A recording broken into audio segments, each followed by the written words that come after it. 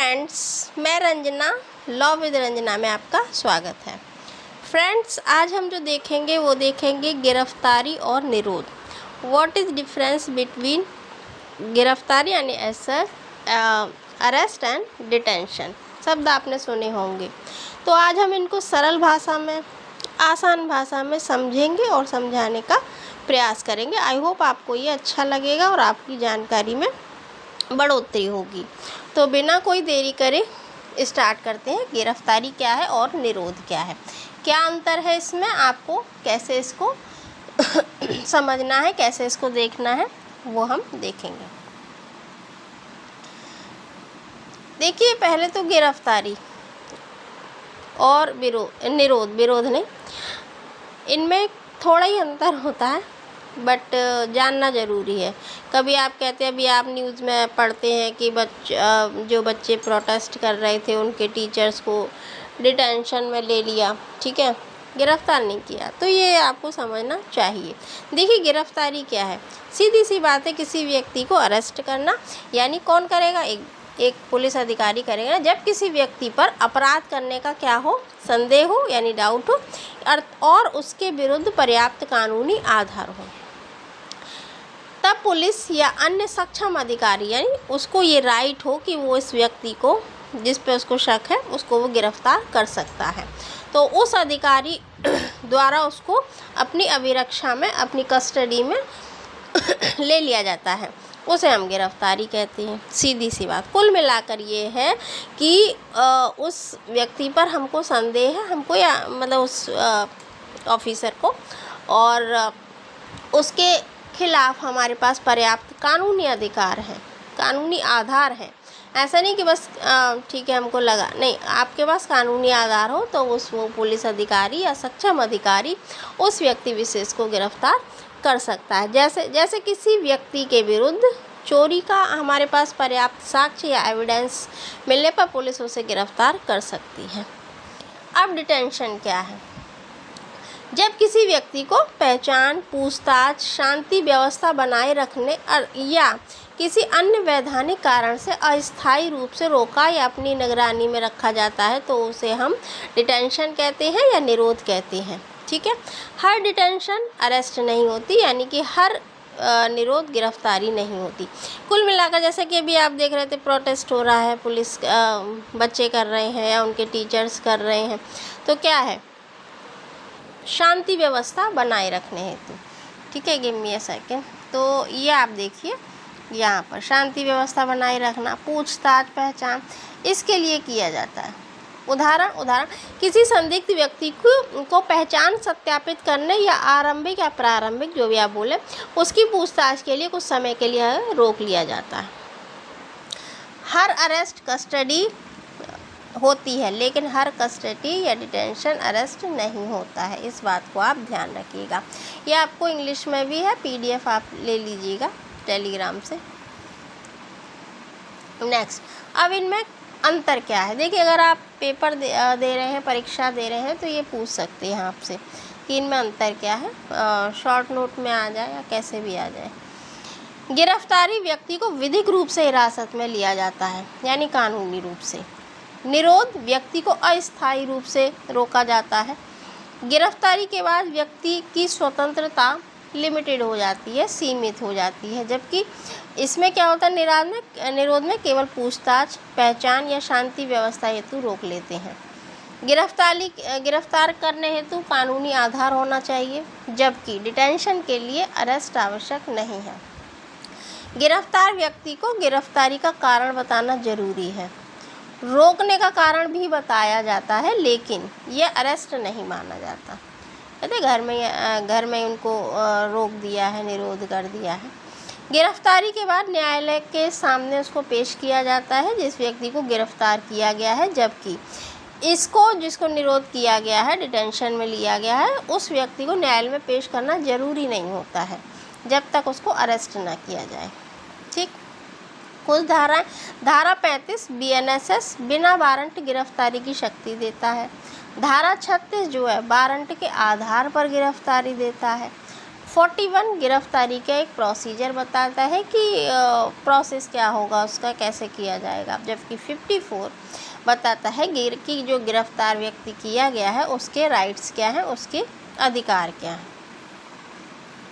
गिरफ्तारी और निरोध में प्रयोग, उद्देश्य और कानूनी प्रभाव भैया क्या होंगे, देखिए क्या प्रयोग होगा और इसके उद्देश्य क्या है, प्रभाव क्या है। प्रयोग कब होगा, जब किसी व्यक्ति पर अपराध करने का संदेह हो या पर्याप्त एविडेंस हो। निरोध में जब किसी व्यक्ति से हम पूछताछ करनी हो, उस पहचान, शांति व्यवस्था बनाए रखने के लिए या सुरक्षा के लिए उसे रोका जाता है। उद्देश्य क्या है गिरफ्तारी का, अपराध की जांच करना, आरोपी जो है उसको न्यायालय के समक्ष प्रस्तुत करना। इसका उद्देश्य क्या है निरोध का, कि पूछताछ, पहचान की पुष्टि, शांति व्यवस्था को बनाए रखना, किसी खतरे को रोकना। गिरफ्तारी का कानूनी आधार जो है बीएनएसएस की धारा 35, 36, 41 के तहत इसका प्रावधान किया गया है। निरोध का बीएनएसएस की धारा 126, 126, 127, 128, 129 यानी 126 से 129 के तहत पुलिस की सामान्य शक्तियों के तहत इसको रखा गया है। स्वतंत्रता पर भाई क्या प्रभाव पड़ता है, सीधी सी बात है, गिरफ्तार होगी तो स्वतंत्रता आपकी समाप्त, सीमित हो जाएगी। ठीक है, व्यक्ति की स्वतंत्रता निरोध में अस्थायी रूप से सीमित होती है। न्यायालय में पेशी, गिरफ्तारी के बाद निश्चित समय में, जो एक पर्टिकुलर टाइम होता है 24 आवर्स, तो उसको पेश करना होता है जिस व्यक्ति को गिरफ्तार किया है न्यायालय के सामने। निरोध में पेश करना जरूरी नहीं है जब तक कि उसे अरेस्ट न किया जाए। अधिकारों की जानकारी उस व्यक्ति को दी जाती है जिसको गिरफ्तार किया गया है। ठीक है, निरोध में उसको रोकने का कारण बताना जरूरी है, पर ये अधिकारों की सीमा में होता है। ठीक है, बता देते, लेकिन उसका जरूरी है।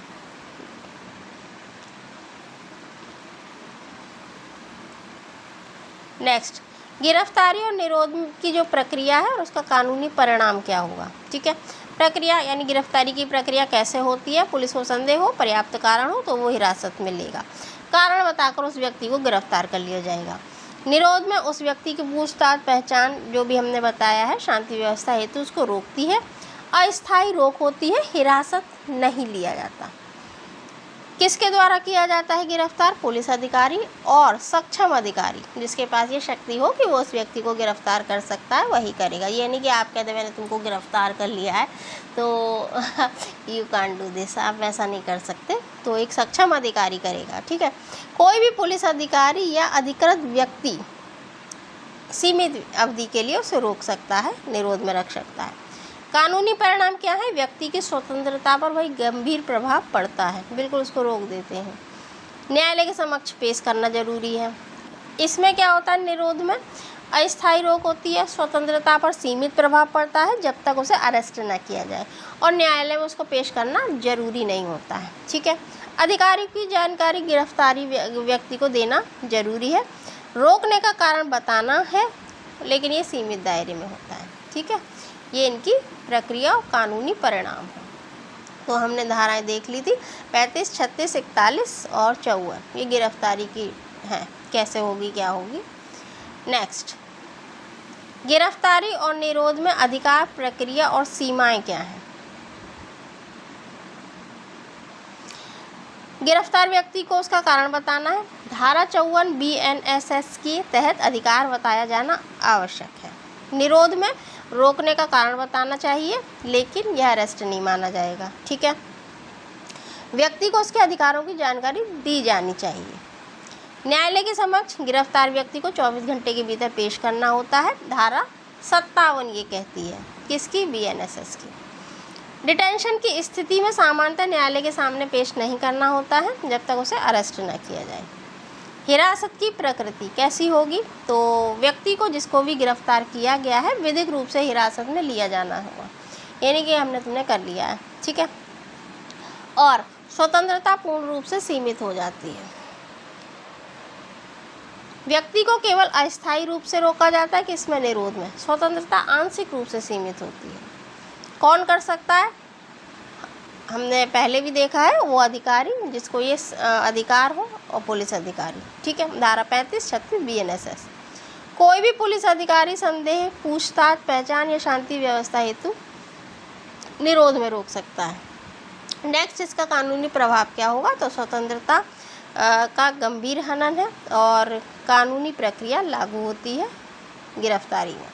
निरोध में यह अस्थायी रोक है। कानूनी प्रक्रिया का सख्ती से पालन करना जरूरी नहीं है। लेखबद्ध करना यानी उसको लिखना, गिरफ्तारी की जानकारी दर्ज करना जरूरी है और परिवार या मित्र को सूचित करना भी जरूरी है कि अगर वो अवेलेबल है तो उसको छुड़ा सकें। रोकने की सूचना देनी चाहिए, लेकिन अनिवार्य लेखबद्धता जरूरी नहीं है। ठीक है। नेक्स्ट, गिरफ्तार होने पर उस व्यक्ति के राइट्स क्या हैं? क्या है भाई?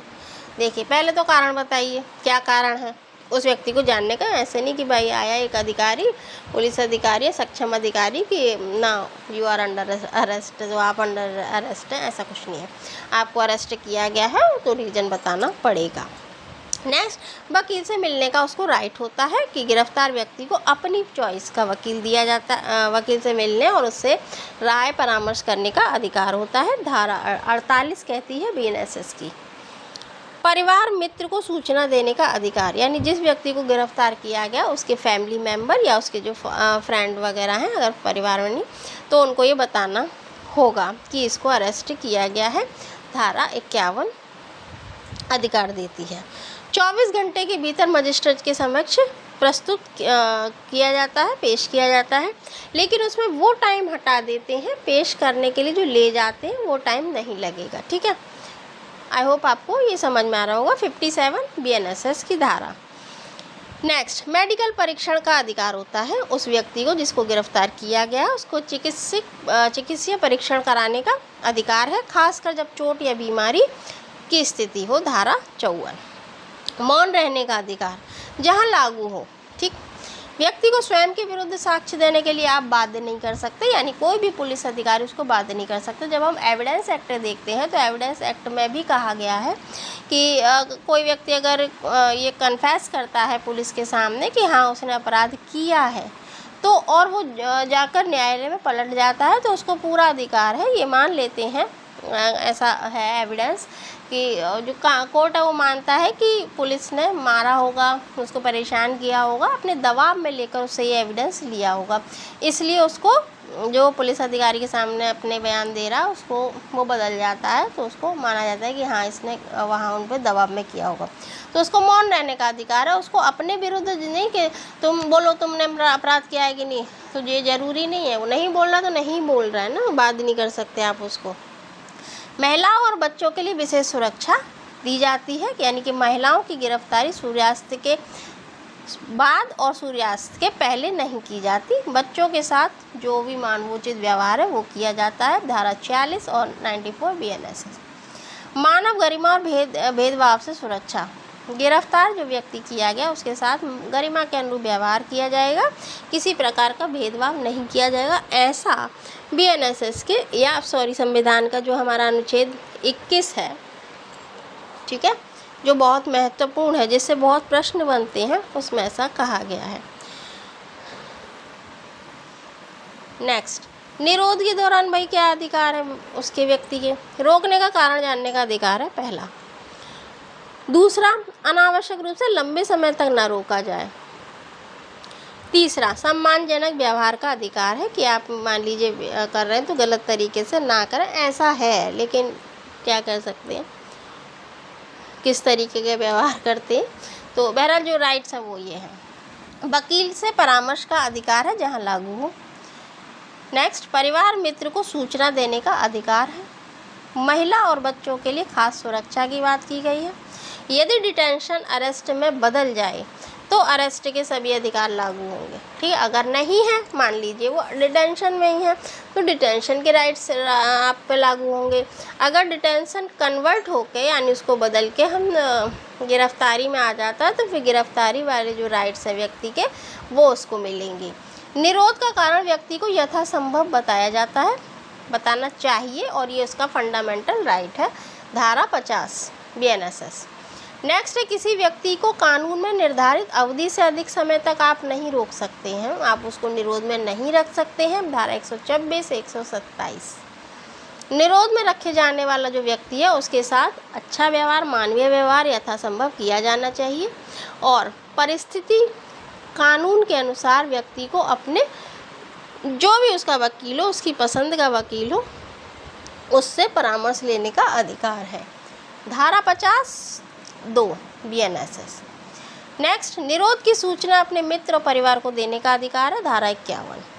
नेक्स्ट, महिलाओं को वही सूर्यास्त के पूर्व और सूर्यास्त के बाद नहीं गिरफ्तार किया जाएगा। बच्चों के साथ अच्छा व्यवहार, मानवोदय व्यवहार और मानवीय व्यवहार किया जाएगा। 46 और 94 ये धारा है इनकी।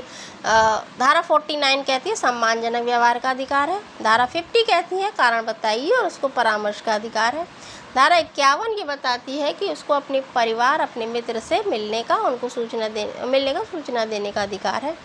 धारा 126, 127 निरोध की जो अधिकतम अवधि है उसके संबंध में प्रावधान करती है। धारा 46, धारा जो 46 है 94 यानी 94 है, वो बताती है कि जिस व्यक्ति को निरोध में रखा गया है उन बच्चों को, उन महिलाओं को क्या राइट्स हैं। 193 निरोध से गिरफ्तारी में परिवर्तन का अधिकार है। नेक्स्ट, निरोध और गिरफ्तारी और निरोध की प्रक्रिया कैसी है, इसको इन शॉर्ट हम देख लेते हैं। तो कानूनी अधिकार आधार हो, ठीक, अरेस्ट के लिए धारा 35, 36, 41 के तहत प्रावधान। डिटेंशन में धारा 126, 127, 128, 129 में प्रावधान है। कौन कर सकता है, पुलिस अधिकारी या जिसको भी राइट्स हो। डिटेंशन को कार्यपालक मजिस्ट्रेट, जिला मजिस्ट्रेट, अधिकारी, अधिकृत अधिकारी। किस स्थिति में अरेस्ट कब करेंगे, संज्ञेय अपराध की आशंका हो, आरोप हो, जांच के लिए जरूरी हो। डिटेंशन में लोक व्यवस्था, सुरक्षा, शांति व्यवस्था बनाए रखने के लिए, ठीक। अवधि 24 घंटे के भीतर मजिस्ट्रेट के सामने गिरफ्तारी में पेश किया जाता है। और डिटेंशन में कानून में निर्धारित अवधि तक अधिकतम सीमा के भीतर सूचना यानी सूचना देना है। किसको, परिवार को, मित्र को, कारण बताना है, ये ज़रूरी है। 50, 51 के तहत डिटेंशन में कारण बताया जाता है लेकिन कुछ मामलों में तुरंत नहीं, ठीक।